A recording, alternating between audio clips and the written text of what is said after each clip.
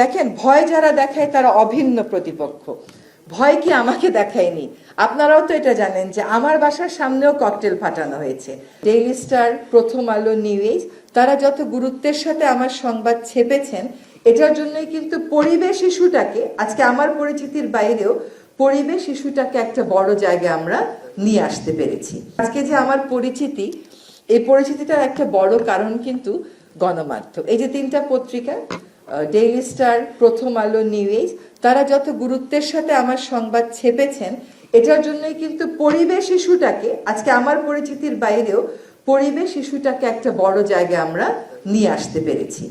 তো তাদেরকে সেজন্য ধন্যবাদ জানাই এবং একদম মন থেকে সহমর্মিতা জানাই যে ঘটনাটা সেদিন ঘটে গেছে। সেজন্য এখানে একটু আমি সেলফ ডিফেন্সিভ হচ্ছি না, শুধু একটুখানি আমাদের ব্যাখ্যাটা দিই। ঠিক 12টা থেকে শুরু হয়েছে, 4টা 38 পর্যন্ত আমি কামাল ভাইয়ের সাথে কতবার কথা বলেছি তারও রেকর্ড আছে, মতি ভাইয়ের সাথে কতবার কথা বলেছি তারও রেকর্ড আছে, নুরুল কবির ভাইয়ের সাথে 2:30টার পরে আর কথা হয়নি, কারণ উনি আমাকে বলেছেন যে উনি স্পটে যাচ্ছেন। এটা ঠিক যে we probably could be proactive, কারণ আমাদের যেহেতু আগে থেকেই এই হুমকিটা ছিল, কিন্তু যে মুহূর্তে আমরা জেনেছি সেই মুহূর্ত থেকে আসলে আমরা ফায়ার ব্রিগেড বলেন, এটা সত্য যে হেলিকপ্টারের কথা এসছে, কিন্তু ওই সময় ওই জায়গাতে আসলে হেলিকপ্টারটা দেয়া যেত না, কারণ হচ্ছে যে এত জোরে বাতাস দিলে আগুনটা ছড়িয়ে যাওয়ার একটা সম্ভাবনা ছিল। অনেকে ফোন করে বলছিলেন যে কাঁদানে গ্যাস কেন দিচ্ছে না, সেটারও উপায় ছিল না, কারণ তাতেও ফায়ার আসলে অ্যাগ্রাভেট করার সম্ভাবনা ছিল। আমাদের যেটা প্রাইম টার্গেট ছিল যে ওই সময় যে 28 জন ছাদে আটকা পড়েছে, কোনো রকম ক্যাজুয়ালিটি ছাড়া তাদেরকে ওখান থেকে বের করে আনে। এবং আপনারা জানেন যে 2 দফায় ওখানে অগ্নিকাণ্ড হয়েছে। প্রথম দফার পরে আমরা আশান্বিত হয়ে গেছিলাম যে কন্ট্রোল করতে পেরেছি, কিন্তু দ্বিতীয় দফায় যখন আবার হয়েছে আমরা কিন্তু সত্যি শঙ্কিত হয়ে গেছিলাম। এবং তারপরে ফায়ার ব্রিগেডের লোকেরা যখন আশ্বস্ত করলো যে তাদের লোকেরাও ছাদে আছে ওদের সাথে, তখন মোটামুটি একটা স্বস্তি পেলাম। 4:37-এ তাদেরকে নামানো হয়েছে এবং তারপরে 4:38-এ আমরা আসলে আমাদের মধ্যে ফোন আলাপটা বন্ধ হয়েছে। ফলে নির্লিপ্ত এই কথাটা বলবো না, হয়তো প্রোঅ্যাক্টিভ যেটুকুন হওয়ার কথা ছিল সেটুকুন না হওয়াতে এই গণমাধ্যমগুলোর যেমন ক্ষতি হয়েছে, আমাদেরও কিন্তু তেমন ক্ষতি কম হয়নি। আমরা সরকার হিসাবেও এই ক্ষতিটা নিজেরাও উপলব্ধি করি এবং আমরা সত্যি সত্যি মর্মাহত। এবং আমাদের প্রধান উপদেষ্টা নিজেই আসলে এইটা আসলে আমাদের ধারণার মধ্যেও ছিল না। এবং এখানে আরেকটা কথা একটু বলি, এই যারা আগুনটা দিয়েছে তারা আমাদের আসলে কমন প্রতিপক্ষ। আপনার যদি কারো মতামত পছন্দ না হয়, আপনি ভিন্ন মতের একটা পত্রিকা খোলেন, আপনার পত্রিকাকে আপনি জনপ্রিয় করে তোলেন। আপনি সেটা না করে যে পত্রিকাতে একটা আগুন লাগিয়ে দিবেন আর মনে করবেন আপনার সমস্যার সমাধান হয়ে গেল, এটা তো হতে পারে না। আমরা যদি সত্যি আবার জুলাই আগস্টে ফেরত যাই, এই প্রথম আলো, ডেইলি স্টার, নিউ এজ এই 3টা পত্রিকাই কিন্তু ওই সময় আন্দোলনের খবরগুলো ছাপাচ্ছিল। যদি টেলিভিশনের দিকে তাকাই তাহলে চ্যানেল 24 এবং যমুনা, এবং আমার মনে আছে যে ওই আন্দোলনের পরে যমুনা এবং চ্যানেল 24-এর সাংবাদিকদেরকে নিয়ে মানে সাধারণ মানুষ কতটা আনন্দ করছিল এবং যমুনার সাংবাদিকদেরকে পেয়ে তারা কতটা তাদের আবেগটা প্রকাশ করছিল। কাজে নুরুল কবির ভাইয়ের এই মতামতের সাথে আমি একমত যে আমাদের কিন্তু সেলফ অ্যাসেসমেন্টটাও করতে হবে, সেলফ ক্রিটিসিজমটাও করতে হবে। সরকারের সমালোচনা সবসময় হবে, এটা সরকারের জন্য ভালো যে সরকার উইক পয়েন্টগুলো বুঝতে পারে, কিন্তু সেলফ ক্রিটিসিজমটা আমাদের জন্য খুব জরুরি, সেলফ অ্যাসেসমেন্টটা আমাদের জন্য খুবই জরুরি। গণমাধ্যমের গ্রহণযোগ্যতা বাড়াতে গেলে এই মাধ্যমটাকে নিজের একটা ক্রিটিসিজম মেকানিজমে আসতে হবে।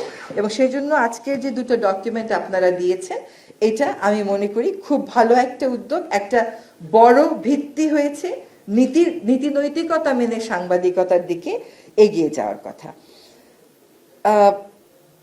সন্দেহ আর নেতিবাচকতা, আমি সাংবাদিকতার এই পাঠ থেকে যদি সরে যাই, যেদিন থেকে দায়িত্ব নিয়েছি সেদিন থেকেই দেখেছি যে প্রতিটা মানুষের একটা রাজনৈতিক পরিচয় আছে, কেউ আওয়ামী লীগ বা কেউ বিএনপি বা কেউ জামাত। এ এক অদ্ভুত অবস্থা, মানে কাউকে আমি দেখিনি যে এই মতামতের মানে আপনি সে তার হয়তো নেই, কিন্তু তার প্রতিপক্ষ তাকে ঘায়েল করার জন্য একটা রাজনৈতিক ট্যাগ দিয়ে দিবে, কিংবা তার নিজেরই আছে। তো সেখানেই আমি আসলে বস্তুনিষ্ঠতা নিরপেক্ষ দাবিটাকে অস্বীকার করতে পারি না।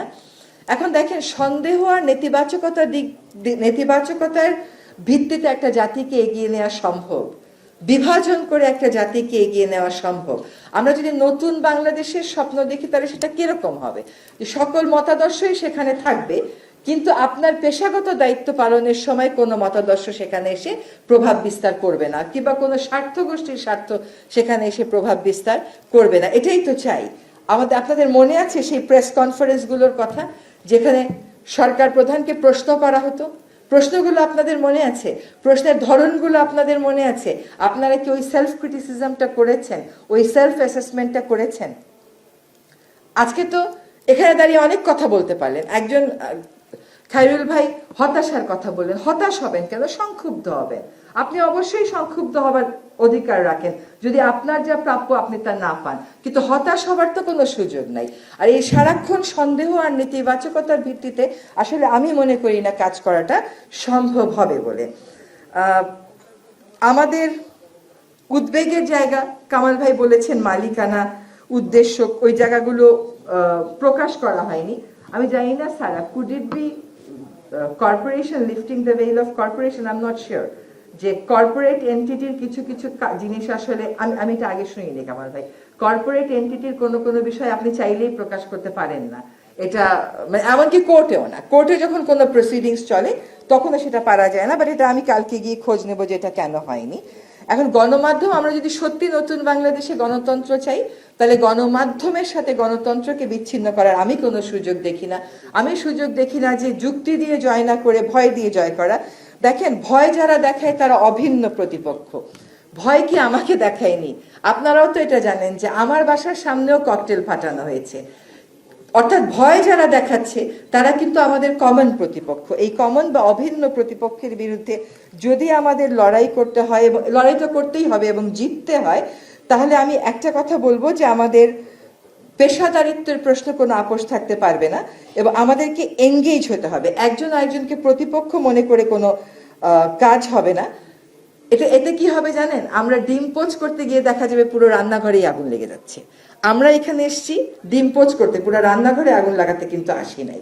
ফলে কোন জায়গাতে আমাদের পার্টনারশিপের দরকার, কোথায় আমরা সমালোচনা করব, কোথায় আমাদেরকে সংযমী হতে হবে, কারণ আমরা জানি যে আমাদের প্রতিপক্ষ অভিন্ন, আর কোথায় কোথায় আমরা এঙ্গেজ করব।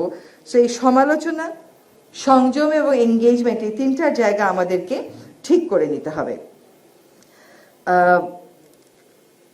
আমরা এমন একটা কমপ্লেক্স সময়ে প্রশাসনটাকে চালাচ্ছি